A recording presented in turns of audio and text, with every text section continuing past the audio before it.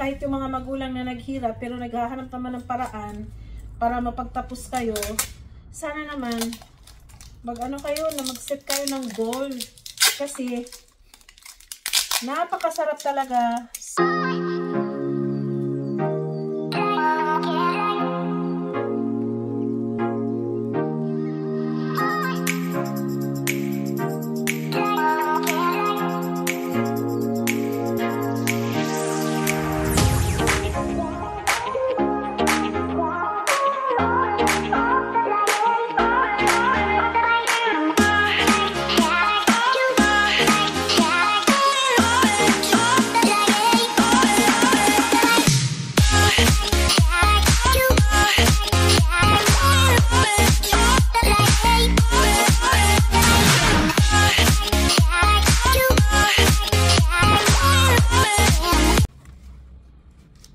Hi guys, good morning! Happy and blessed Thursday to us. Kumusta kayong lahat guys? So guys, for today's video, kasi naisip ko lang, busy kasi tayo ngayon. So habang nagtatrabaho ako dito guys, habang nakaupo, so yaw-yawan ang ating vlog today. So shout out pala dyan sa mga bagong pumasok sa aking channel. Sa mga lahat ng mga nanood ng aking mga videos. Maraming salamat sa inyong lahat, sa mga bagong subscribers, old subscribers, mga super organic followers natin diyan, mga loyal supporters mula noon hanggang ngayon. Thank you so much. Shout out sa inyong lahat. At sa hindi pa nakapag-subscribe ng aming channel, paki-like and share and subscribe. And comment down below na din sa inyong mga panood na mga video ko dahil para pag nagsa-shoutout ako para maisama ko yung mga pangalan nyo. Sa gusto magpa-shoutout dyan sa next time, paki-comment na lang down below. Thank you so much. So ang video pala natin ngayon, ang vlog natin for today's vlog pala is about kids. Naisipan ko lang kasi actually matagal ko na itong iniisip kasi sa Philippines kasi sobrang ang daming so overpopulation po tayo sa Philippines. So sobrang napakadami ng mga bata na mga napariwara. So ang topic ko ngayon ay bakit ba yung may mga bata talaga, may mga kids na napariwara sila? Bakit kaya? Ano sa tingin niyo? Bakit kaya ganun? Siguro unang-una yung poverty sa atin. Yung kahirapan ng buhay at kakulangan ng education, isa yun sa mga cause na bakit dumadami ang mga bata sa atin ng mga pariwara. Pag sinabing education, yan yung kulang tayo sa yung pagpaplano, yung bang tawag niya? Family planning. So bawat individual, mga mamas dyan. At saka dahil na din sa mga yung dahil because of the early pregnancy, isa din yan sa cause. So, ang daming mga causes. Bakit maraming mga batang napariwara sa Philippines? Hindi na ako lalayo. Ano ba yan? Ano na naman itong ko? Hindi na ako lalayo. Dito na lang ako sa Dito ako sa mga relatives ko na medyo hindi sila Basta. So, una dyan, dapat kasi, kung papasok tayo sa yung pag-aasawa. Kasi ngayon, ang mga kabataan kasi ngayon, ang mga kabataan natin kasi ngayon sa Philippines, pag kunting tawag nito, kunting hirap, ganyan, nagre-rebelde ka agad-agad, tapos ang option nila ay mag-aasawa. Tapos yung mag-aasawa, hindi yung asawa na yung ready. Marami na ngayon kasi mga 14 years old, 15, mga minor de edad na nag-aasawa-asawa. Yung asawang without wedding na hindi kinakasal yung live-in. So, matagal ko na iniisip kasi yun kasi marami din sa may mga nangyari din yan kahit sa mga pamangkin ko, may nangyari mga ganyan sa mga relatives, families, maraming nangyayari mga ganyan. Huwag na tayo masyadong lumayo. So, kaya isa yan sa cause na bakit naghirap talaga. Kasi yung nanganganak ng minor, ng early pregnancy, grabe talaga ang effect niyan. So sa mga kabataan ngayon, pag kayo ay pinaaral ng inyong mga magulang, lalo na kahit yung mga magulang na naghirap pero naghahanap naman ng paraan para mapagtapos kayo, sana naman, mag-ano kayo, na mag-set kayo ng goal. Kasi, napakasarap talaga sa, sa batang, napakasarap ng, makapagtapos talaga ng pag-aaral. Maraming mga benefits. Hindi ko naman sinasabi yung mga hindi nakapagtapos, walang benefits. Pero, mas maganda kasi pag nag-aral tayo, pag natapos natin. Kasi, kahit pa paano, medyo bright ang future natin. Compare doon sa nag-aasawa, nagbuntis, nag-live-in, dahil mga 13 pa lang, 14 pa lang, ayun, nag-aasawa na, nag-live-in na kasi hindi nakayanan yung hirap na napagdaanan. Kasi kung pinaaral tayo ng nanay natin, ng parents natin, tapos hindi man maiwasan dahil sobrang hirap talaga ang buhay sa Philippines, lalo na ngayon. So pag may mga project, mga pamasahe, kung ano-ano, gustong bumili ng mga bagong damit, bagong sapatos, school supplies, lahat, tapos hindi maibigay ka agad-agad ng nanay, ng tatay, mga project. So marami akong naririnig na ganyan. Tinanong ko, bakit ka tumigil sa pag-aaral? Dahil walang pambigay ng project, ganon. So pa mga ganyang problema, tapos kaya nyo naman na tutulungan yung nanay nyo, kayo dyan sa kapitbahay nyo, magdidiskarte kayo, magtulong-tulong kayo dyan sa mga kapitbahay, so ganyan, para may pambaon kayo, at the same time, natulungan nyo pa ang parents nyo. Hindi yung option, na pag walang pambili ng mga project, walang baon, walang mag-aasawa na kaagad. Ang problema, inis na ang problemahin mo ay pambili lang ng sana ng project, pang baon sa school. Ngayon, dahil nag-asawa ka, nagpabuntis ka, nanganak ka, na ngayon? So, ang laki na ng responsibilidad mo. Isipin mo na, hindi mo makayanin yung sarili mo, hindi mo makayanan na gastusan. Tapos, pumasok ka pa sa, tawag nito, pumasok ka pa sa pagpapamilya, kahit di ka na magkasal, tapos nagkaanak ka, di family na din yan. So, mas lalong naghirap. Kaya yun ang kaya yung kahirapan natin, yan, naging infinity, walang katapusan, hindi na napuputol. Kasi, dapat kasi, kahit mahirap sana, yung tatagan yung loob nyo, more patient, kahit mahirap, kasi ang kahirapan, hindi naman forever yan. Ang kahirapan ay hanggang nag-aaral pa, talagang mahirap naman talaga. Pero dapat pag-set ng goal na, kahit anong mangyari, kahit mapas mo pa kayo dyan, wala na kayong makain, walang pamasahe, dapat talaga may goal na kung halimbawa this year hindi makapasok, o sa sunod na taon naman, basta wag lang talagang mag-asawa-asawa ng ng hindi pa ready. Kasi ang magiging kawawa pag nag-asawa kayo, nagkaanak kayo, ang magiging kawawa yung magiging anak ninyo. So masakit yan. Tapos marami sa kabataan ngayon sasabihin, ay hindi naman ako nagsisi dahil happy naman ako na nagkaroon akong anak. Kasi nandiyan na tayo, blessing yung magkaanak eh.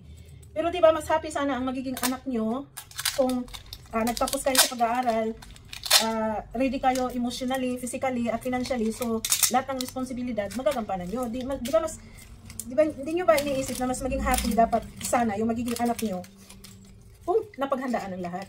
Masyado kasing mapusok ngayon ang mga kabataan. So, sana sa mga kabataan, huwag kayong, tawag dito, kailangan more patient, perseverance, magtiis, mag-sacrifice. Kasi kami noon, ganun din lang nadadaanan din namin lahat yan. Except na lang siguro kung may nanonood dito na talagang mayaman yung family, so hindi nadadaanan yung kahirapan. Pero alam nyo, mga kabataan, na kahit sobrang hirap nyo pa, tapos nakapagtapos kayo ng pag-aaral, dahil naghihirap kayo, nag-working kayo, kung ano-anong ginawa nyo, para lang matapos, tinulungan nyo yung parents nyo. Ang sarap sa pakiramdam pag nasa taas na kayo. Hindi nyo kasi maramdaman yan ngayon, kasi wala pa kayo sa situation. Kumbaga, kung ano lang iniisip nyo ngayon, yun na yun, pero hindi pa yan. So, dapat sa mga kasi marami ngayong mga nanay din na pariwara kasi nga dahil sa early pregnancy, maagang mag-asawa na hindi pa talaga handa. So swerte yung mga pinapaaral dyan. Pinapaaral sa parents. Na kahit yung parents hindi naman mayaman, pero nagsisikap, mapaaral lang kayo. Dapat binigyan nyo yung ng halaga. Binigyan nyo ng value. Kasi lahat ng yan, sa inyo lang yan. Tapos pag pinapagalitan tayo ng parents natin, normal lang talagang reaction yan sa mga bata. Nagtatampo na, hindi mahal, ganito, ganyan. Hindi yan, kasi walang nanay, walang tatay na naghahangad ng masama para sa mga anak, di ba? Kung meron man, kukunti. Seldom lang siguro mga nanay. Yung mga nanay na yan, may problema din sa buhay nila, kaya ganyan. So, sa mga kabataan dyan na naghirap, yung nanay, walang pampaaral, maghanap kayo ng paraan. Ang dami na ngayong mga mag-apply kayo ng mga mag-working kayo.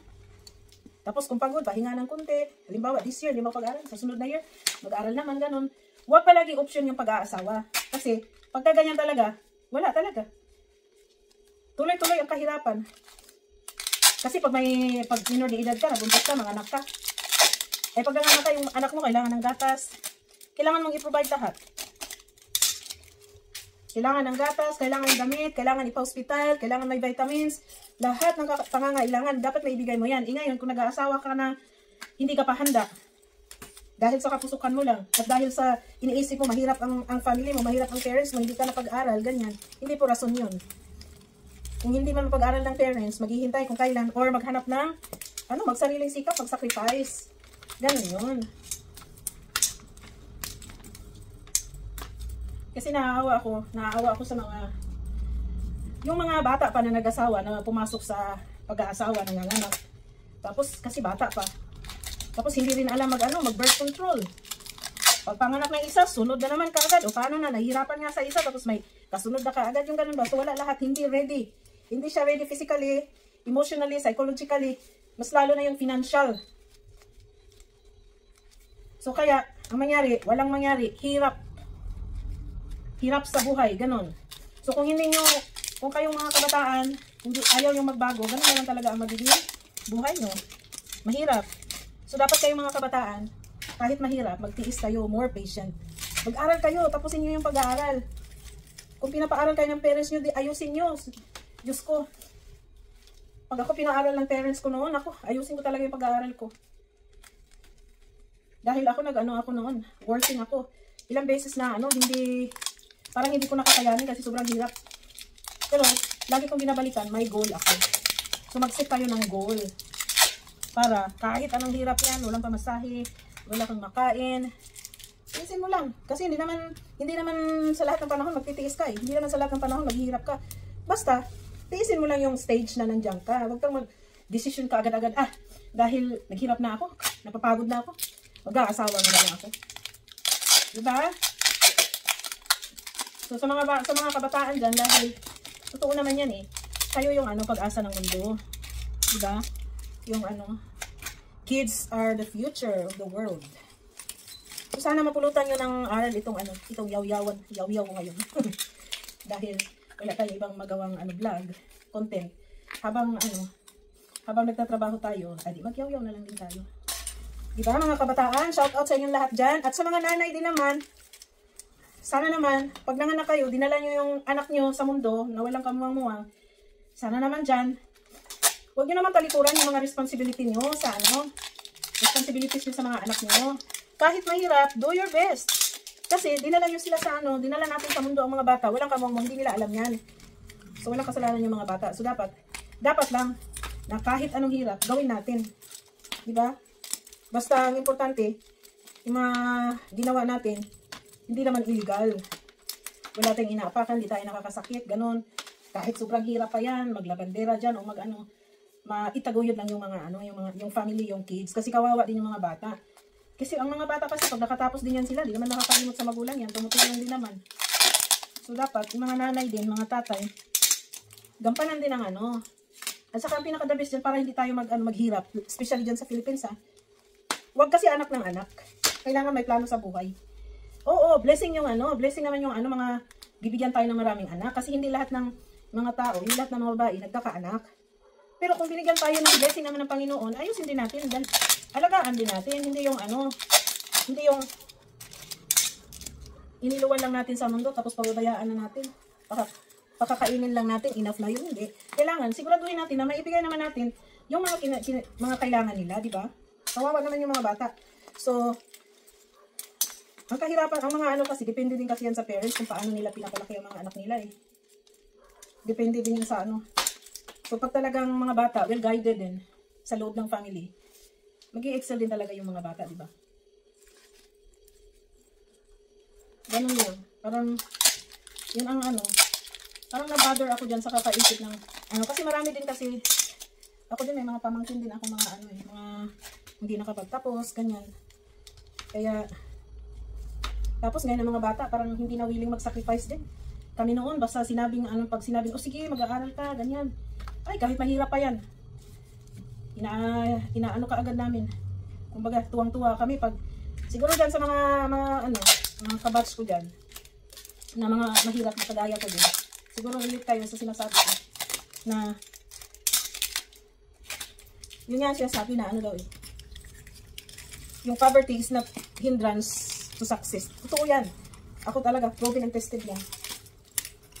Hindi naman ibig sabihin na ano, mahirap ang parents kaya di ako nakapagtapos. Parang ako, in my own opinion, parang hindi naman totoo yan kasi kung kahit mahirap ang parents, kung tayo mismo ay tawag nito, gusto talaga natin na makaahon tayo sa hirap.